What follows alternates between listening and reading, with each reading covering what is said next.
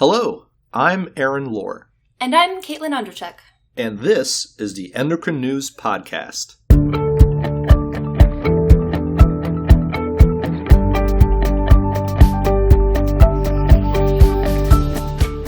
Thank you for downloading this podcast, a free service of the Endocrine Society.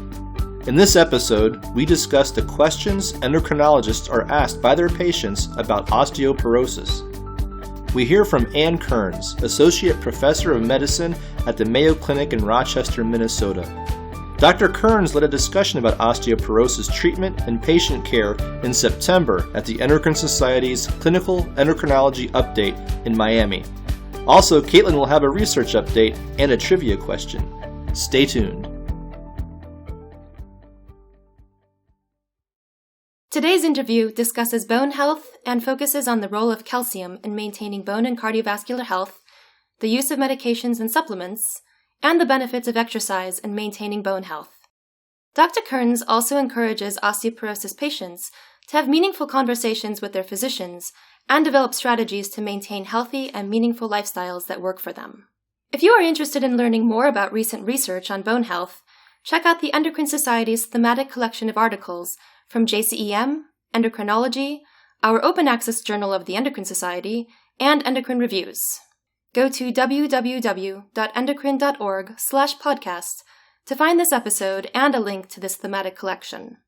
Clinically relevant topics include a study of pediatric Crohn's disease and its impact on bone and muscle.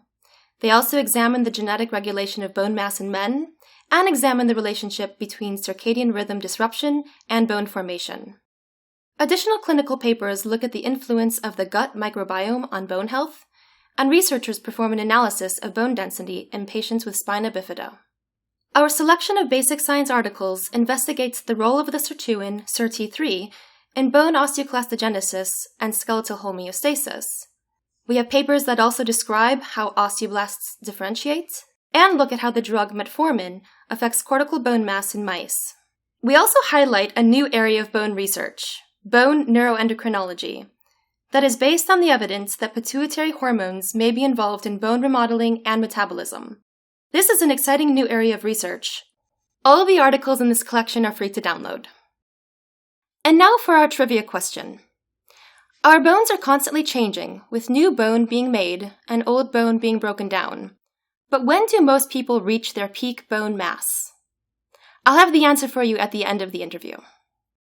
And now our talk with Dr. Ann Kearns, Associate Professor of Medicine at the Mayo Clinic in Rochester, Minnesota. I'm willing to bet that most patients take their questions to the internet before they take them to their healthcare provider. Have you noticed the internet's influence on the questions that your patients are asking? Yes, I think it is somewhat generational in that younger patients typically seek out the internet. Older patients may rely on their family members, their neighbors, and their experiences to guide the questions or their impressions of osteoporosis and the medications. But yes, there is a sector of patients who is highly engaged with the internet. Well, that's good because you want to have more, informed patients. But I guess sometimes you might also end up with possibly some misinformed patients based on where they're going for their information. Yes, I think that's true. And I often, if they don't mention that they've done research on the internet, I often introduce it saying, you've probably looked some things up on the internet. And what questions or information have you found that I haven't yet addressed? Because usually I like to go through my information first and gather questions along the way. But at the end, I often open it up because I think sometimes they're hesitant to share with their healthcare provider that they've actually looked things up. And some of the information is good and some of it's not so good. Right. You see a lot of patients with osteoporosis. What are some of the questions that you hear most often? So many questions ask first about the medications and whether they really work. Typical things are, I actually heard those medications cause broken bones. Or my dentist said those things are dangerous. Sometimes I get a lot of questions about supplements and natural products that patients want to use, thinking they might be a safer way to address their osteoporosis. And of course, there's recurring questions about the safety of current calcium supplements and vitamin D. So we're here in Miami at Clinical Endocrinology Update, CEU, and we had this great opportunity to bring all these endocrinologists into one room. And what I really liked about your presentation is you said, here are a bunch of questions that we often get asked. And you even said, we don't have time to get into all of them. So you asked them to vote for some of the questions that they most wanted to hear the answers to.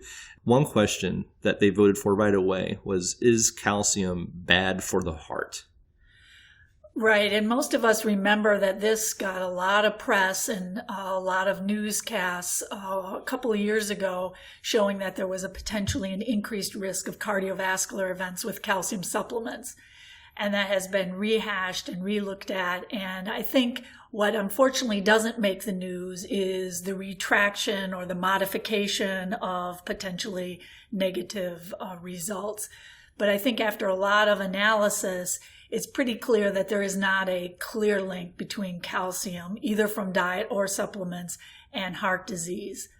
So I think we could move on from that and say that still the best way to get calcium is from your diet. If your diet is very far from adequate in calcium, then you add enough supplements to get up to the recommended amount. Going above and beyond the recommended amount, as I often tell patients, does not give them any benefit and does have some risks, especially risks of kidney stones.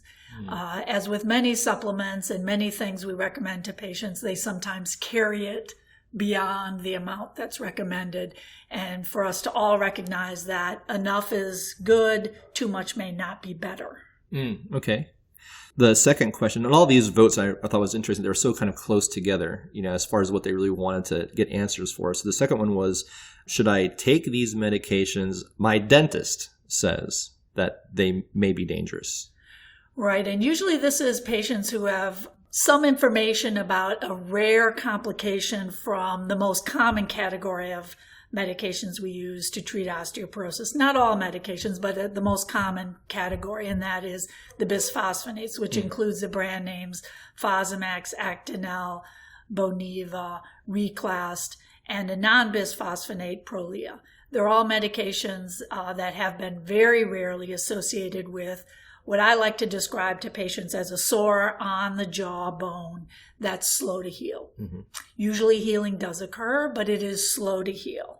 So there's an area of exposed bone. Commonly think about it like an ulcer on your skin that's slow to heal. So there's an opening that's slow to heal.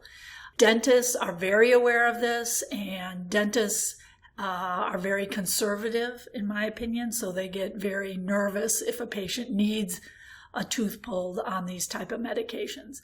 But I think that if we refer patients to specialized dentists who are more comfortable with taking the necessary precautions, dental procedures can be done very safely and with very low risk. And I think what we need to balance with our patients, and maybe I didn't get a chance to hit on this in my presentation today, is that these rare complications are overwhelmed by the benefits of the medications, really overwhelmed. If you read a bottle of aspirin, you could bleed to death, but the benefit for your headache or your arthritis might outweigh that. So I think we just have to keep it in perspective. I generally acknowledge it, and I tell patients, I'm going to tell you about the rare complications so that we're all on the same page. Not because you're likely to experience them, but most often because you're likely to hear about them. And I want you to have the right information. I want you to be able to say to your friend, neighbor, my doctor and I talked about that. And we feel comfortable that the benefits are much greater than those rare complications. The third question is one that got a lot of reaction, I noticed, from the room, which is, can I manage this naturally? And a lot of people seem to have this instinctual reaction that, yes, I hear that question quite a lot. I think it's a natural thing for our patients to say that there has to be a diet and exercise regimen that is as good as prescription medications.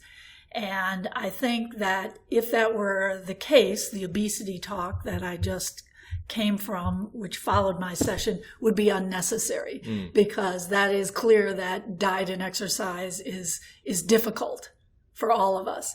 So I think, again, this gets back to your question about the internet, and patients have searched on the internet, and often the information about supplements and exercises or devices is not the rigorous evidence that traditional medicine requires or the FDA requires to approve things.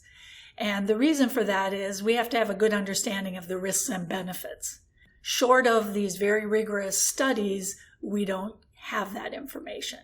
Now, generally, those rigorous studies are done by pharmaceutical companies who stand to gain financially. Sure. So when you're talking about something like vitamin K, there's not as clearly a deep pocket that can be used to fund those studies. So smaller studies or observational studies are all that are available. But patients have a lot of interest in the supplements, and I generally steer them away from things that I think are clearly dangerous or potentially dangerous, and tell them that the other things are not proven, and to remind them that the rigorous process for approval of medications really highlights that we should be thinking about the best things, where we understand at least a lot about the risks and the benefits. Things on the internet and things in the supplement and exercise field seem to come in waves. The current most common question I get is vitamin K. And so I talk to the patients about why should we think that vitamin K should work. And it's because there are proteins in the bone that require vitamin K to be fully processed. But that studies looking at the use of vitamin K supplements do not show clear benefits in all studies about reducing the risk of broken bones or about improving bone densities.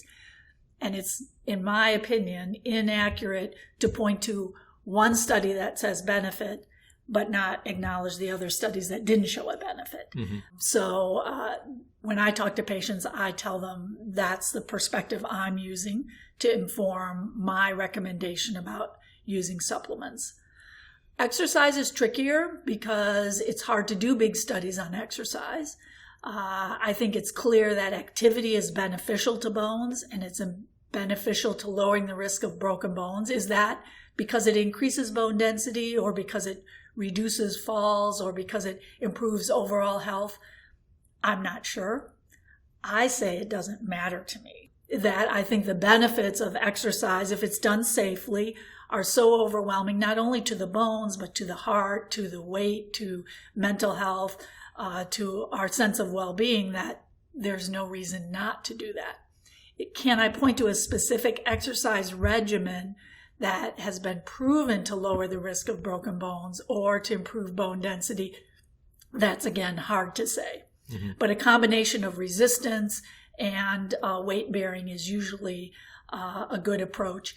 If patients have specific limitations, I often engage physical therapists who are very good at assessing what are the risks, what can they do safely, guiding them in how to incrementally increase, especially if they're frail, older patients. So I think we should probably, if I recommend anything, it's engaging a good physical therapist to help guide your patients. Because I think helping patients answer questions about supplements and exercise gets their buy-in for when then I need to talk about medications. Do you think that most healthcare providers are getting the answers to these questions right, or is there room for improvement? Is there a way that we can help build their confidence in how they're answering these questions? I think that it takes time and experience. So I think I've only come to this as I've been practicing over 20 years. I also think as appointment times gets shorter and shorter, there is a tendency to jump to the meat of it, which is often the medication or which medication. Right. But I think ultimately what we want as providers is the patient to be engaged. We know that 50% of patients will walk out of the office with a prescription for a medication they never fill. And sometimes they take the prescription to end the encounter because they don't feel that they're getting their questions answered. But I think if we take a few minutes more up front to address the patient's questions, their concerns, I think, and I've not studied this rigorously, then I have a better chance of getting buy-in for for the overall program. That's great. So I don't think it's really getting the answer right, but getting the approach right. And that's hard in the days when we're time pressured. We know that osteoporosis mostly affects women, but it can affect men as well. Do you find that men and women ask different questions? I think men and women approach their health differently. I think women clearly are more engaged with the health care system. Often men are accompanied by their wives, and often the women have more questions than the men. Men tend to either dismiss it as they don't have a problem and they're not really interested in hearing about it. They typically have not done as much research on the internet as women that I see, but also sometimes they're easier to get to at least agree to a treatment plan. So I do think there are some differences. So finally, I thought I'd flip the table a little bit. So we talked about how patients have their questions, and you mentioned a little bit of an answer to this already, but what questions should doctors be asking their patients? So I think that really to make it meaningful to the patient, we need to make a connection to their life. So oftentimes, especially with an older patient, I will ask about what kind of activities, or even a younger patient who tells me they have small grandchildren. What do you like to do with your grandchildren? Mm-hmm. Oh, we like to go to the park. How will osteoporosis affect what you like to do? How will osteoporosis untreated or fractures that accumulate affect your life? For older patients, if they've already had a fracture, they've already had a brief stay in a nursing home, usually independence is very important to them. So I think that the most important thing we can do is make it real for the patient by engaging in their life and what's meaningful to them. Most patients will tell you, if you ask them, what kind of things do you enjoy doing? Mm-hmm. What's important that you keep able to do as you age? Most people want to compress disability to as short a time at the end of their life as possible. Sure. And so I think if we approach osteoporosis as a way to age, addressing it as a way to age healthy or age gracefully or maintain independence and limit disability, we can get good buy-in. I think the problem is we focus sometimes on the wrong things, which is broken bones. Yes, broken bones, but what are the consequences? What does that mean for me? Mm-hmm. A broken bone by itself isn't as scary as a cancer diagnosis or a stroke, but disability is a scary thing for all of us. So I think that's the way that we should address it with patients, engage with their life. Well, thank you so much for taking the time with us today. We really appreciate it. Thank you. Earlier in this episode, I asked, when do people reach their peak bone mass? The answer is that most people reach their peak bone mass in their mid-30s. While bone remodeling and growth still occurs as we age, we will end up losing a little more than we gain. That's all for this episode. Thank you for listening to the Endocrine News Podcast. To enjoy our past episodes, be sure to visit www.endocrine.org/podcast.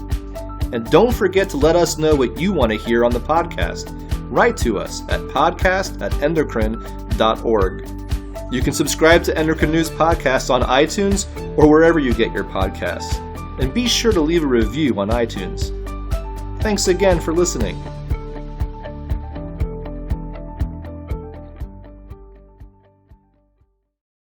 Endocrine News Podcasts are a free service of the Endocrine Society. To learn more or to become a member, visit the Society's website at www.endocrine.org.